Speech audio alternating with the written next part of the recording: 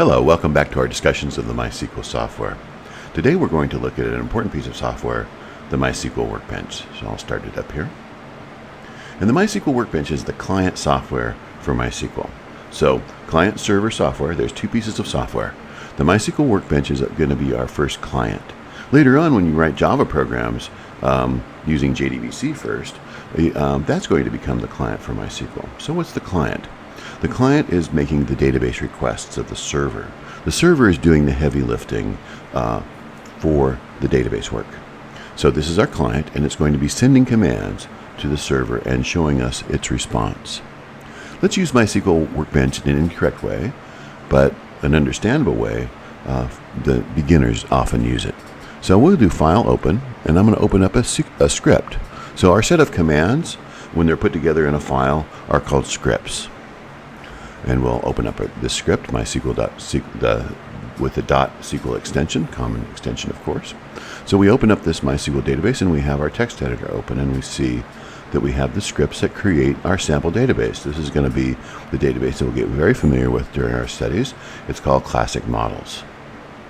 Now, the mistake I made here is that this is a script, and it's in a text editor, and I can edit the text and perfectly fine save it. But what I can't do is submit it to the server. There are two buttons here that have to do with submitting scripts to servers. This button here, which submits for the most part, the entire script to the server for execution, and then shows the response of the MySql server. If you highlight a command, it will submit just that highlighted command. But for the most part, we use it to submit the entire script to the server at once.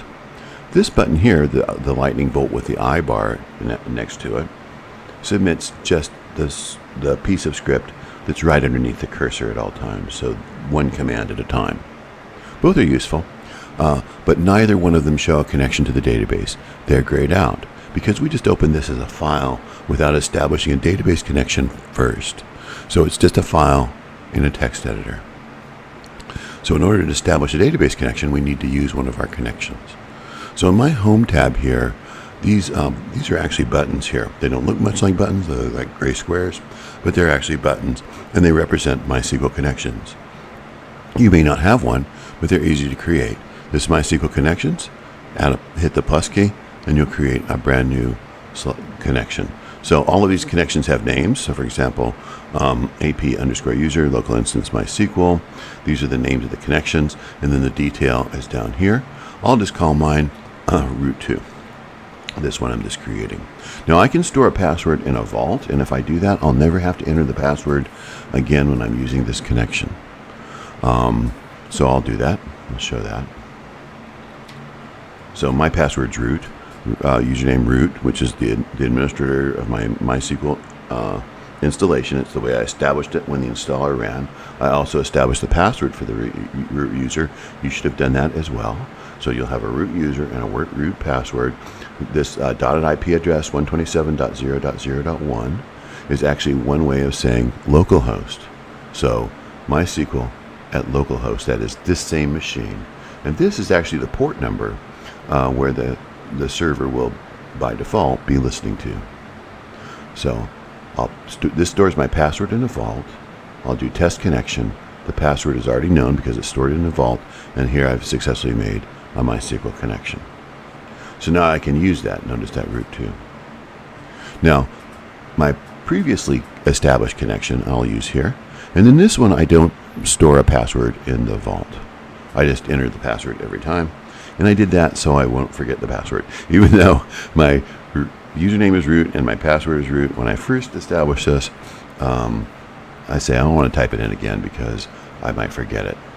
It's your choice. I could save the password in a vault, and again, it will never, once it's saved in a vault, it will never again ask for your password on the client. I just leave it empty there.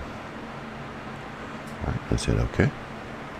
And now notice we have a connected editor. It's empty, but it's connected to the server, ready to submit to commands to the server software. Now, if we go back to this other tab, notice this tab. This is a tabbed interface. So we have tabs on the top representing all the connections, really, and then a tabbed editor within that to to represent the editors that are open within that connection. So if I go back here, this one's still unconnected, right? Just because I connected this tab, this is a client. So each one of these clients that we get connected up here, let me connect another one here using this root 2 that I created, right? This tab connection up here represents a unique client connection to the server.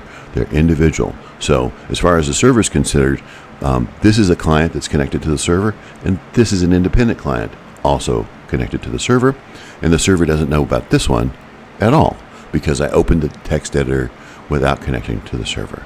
So I have two text editors now, both of which are connected uniquely as clients to the MySQL server. Okay, so in the next discussion, we'll get more into this script here and start to understand what's going on with this script that creates our sample database. Thank you.